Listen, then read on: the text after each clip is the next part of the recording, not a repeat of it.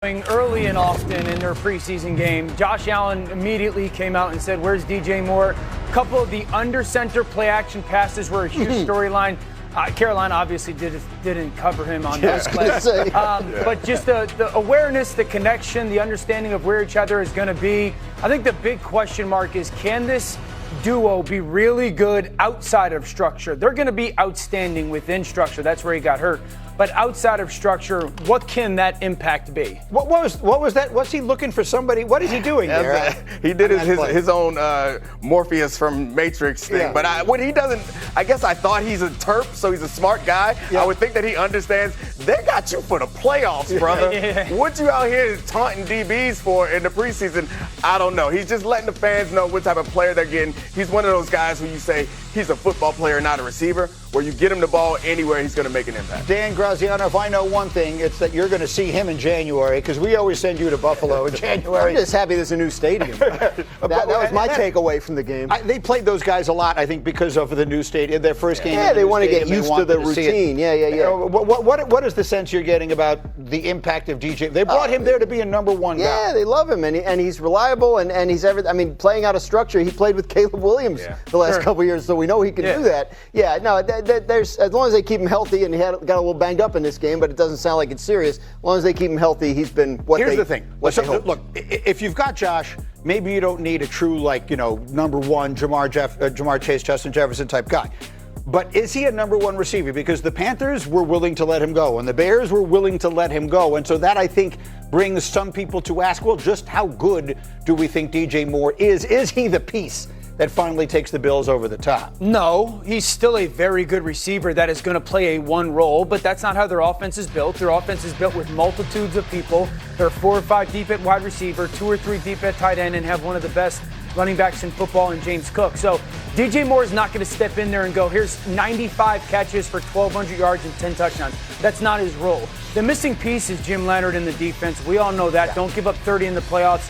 Have a much different storyline. So the impact of DJ is going to be huge, no question. But it's not like this offense has scored 10 points a game in the playoffs and they can't get by a team that scores 2 touchdowns. He just fits. I mean, he knows what Joe Brady wants to run. He was in Carolina at the same time that Brady was. It's just a perfect fit. They need somebody on the outside to win more consistently. A one-on-one guy, hey, go win. You're undervaluing how important that player could be, though. Like, if they do have that player consistently, it changes the way that defenses approach them, and it changes the amount of pressure. I think that's, as much as we want to say that Buffalo has failed Josh Allen, in this playoff game, Josh Allen had a rough time and a lot of turnovers. And I think that, in part, that's about having other options that's not like, you saved my life. Throwing to DJ Moore, but the reason why he's like a yak guy really helps is, like, sometimes you can just get it to DJ Moore 3 yards away from the line of scrimmage and he's going to get you 8. Yeah, last year was the first time they lost a playoff game because of Allen, at least in part because of Allen. I think you're reasonably safe saying that won't happen. That you're not counting on them losing again because of him. That felt like an outlier. He had a bad day. He acknowledged it after that day. Generally speaking, their problems in the playoffs have not been him. So you're looking for something that puts them over the top. You're saying it's going to have to come on the defensive side of the ball. Jim Leonard, who's their new defensive coordinator, who many people just rave about. Obviously, great career, super smart, learned under Rex Ryan, was under Vance Joseph in Denver. So the impact that he has, not only in the regular season, but certainly in the playoffs. And then some of those younger pieces on the defensive side that they have, if they can play their best ball in January, then they've truly got a chance to make their run. All right, so that's Josh Allen. We know what to expect from him. What did we see from Ty Simpson in his debut at the Rams? Because we really don't know what to expect from him. Yeah, I thought it was really good. One, saw the field really cleanly, which isn't surprising because of the offense that he ran at Alabama. I thought the under-center crossing game was really good. Late in this game, he started to make throw after throw versus tight coverage. That was really impressive to lead this team down for some scores. And then the decision-making was fantastic. So a lot of their base offense, the movement game, the play-action game, was right away a strength. I'm fascinated by this piece of this because we're trying to find what is the Rams' vulnerability. What is their Achilles heel? And we talked about it in the meeting this morning, and you said, look, if Lamar goes down, if Josh goes down, whatever it is, all those teams are done. And I get it. So if they lose Matt Stafford for the season, that's one thing. The real purpose of a backup quarterback is if your quarterback has an ankle sprain and he has to miss 3 games. Are they ready to go for those 3 games with Stetson Bennett and Ty Simpson and remain the 1 seed or whatever it is that they're fighting for? That really is what this job is about. I mean, we saw that he could operate this offense against like standard defenses, which is I don't mean to dismiss that, but like the preseason game isn't the regular season. Being able to see and make decisions and make plays in regular season is going to be much more difficult. But the question, I think, is going to be how much will they need him?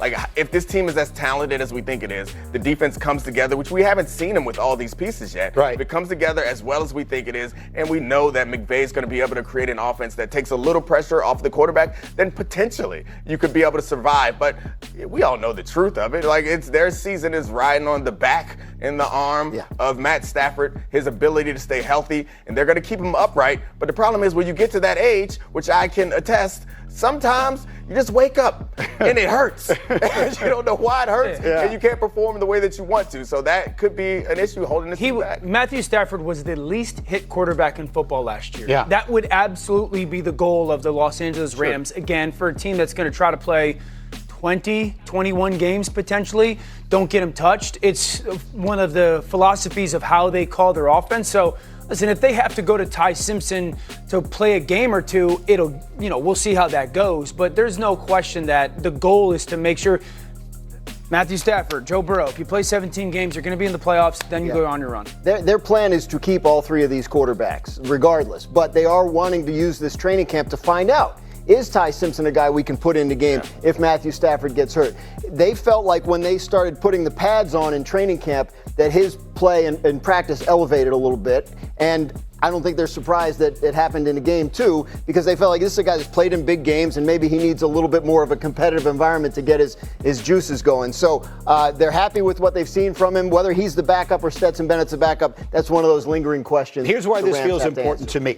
Because, look, Sean McVay is as smart as anybody that there is in football. He has personally identified Ty Simpson as the guy that he believes will be ready to go whenever Matthew Stafford is done, whether that's 1 year, 2 years, whatever it is. And if he thinks that, who am I to tell him he's wrong? So that's Ty Simpson's job, is to be ready to be the quarterback whenever Matthew Stafford no longer is. For this year, on this team, which is it's absolutely Super Bowl or bust, is he ready to be the backup, which is a guy who has to go in and play sometimes? That, to me, is a different question. I think he is, just because, again, the style of offense that he ran at Alabama will have a lot of similarities to what Sean has running in LA. I haven't seen a single snap of practice rep, but just watch how the game was called and then how the game was executed at the quarterback position.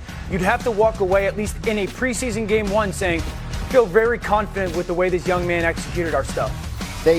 He and Stetson Bennett, to an even greater degree, a guy that played in a lot of very important games in college, and that is not nothing to the Los Angeles Rams. That they think that's important, that if somebody has to go in there and play, it's somebody who's been on the big stage before. Getting him out of the pocket would be important, which they showed they wanted to do. Get him out of the pocket, simplify the game, slow it down, and allow his speed and youth and athleticism to work in his advantage, rather than trying to run a Matthew Stafford-style offense where you're going to sit in the pocket and make decisions. They're 5.5 to 1 to win the Super Bowl in August. It's not a number that you see very often. All right.